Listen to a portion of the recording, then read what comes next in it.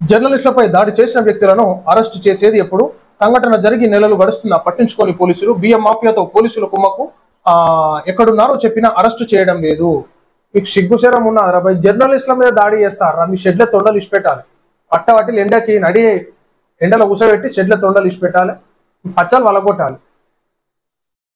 ఈనాడు చట్టాలను చేతులకు తీసుకోవద్దని చెప్పేసి పోలీసుల మీద నమ్మకం ఉన్నటువంటి జర్నలిస్టులకి ఈనాడు జర్నలిస్టుల మీద దాడి చేస్తే పోలీసులు ఏ విధమైనటువంటి యాక్షన్ తీసుకుంటలేరంటే అంతర్గతంగా ఏం జరుగుతుందో ఆలోచించుకోవాలి ప్రజలారా.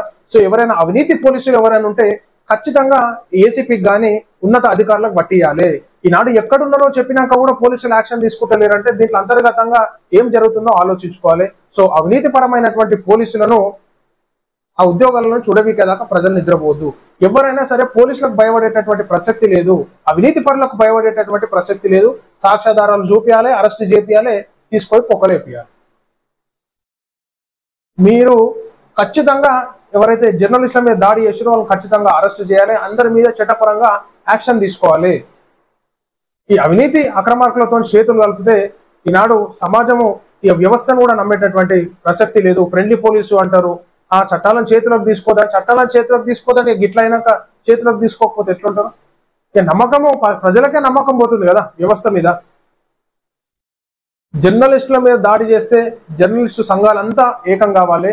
ఈనాడు దాడికి సంబంధించినటువంటి వ్యక్తులందరినీ అరెస్ట్ చేయాలి. అందరం సంఘటితంగా ఉండాలి. తెలంగాణ రాష్ట్రంలో ఎక్కడ జర్నలిస్టుల మీద దాడి జరిగినా కానీ అందరం కలిసి ప్రశ్నించాల్సినటువంటి సమయం ఆసన్నమైనది.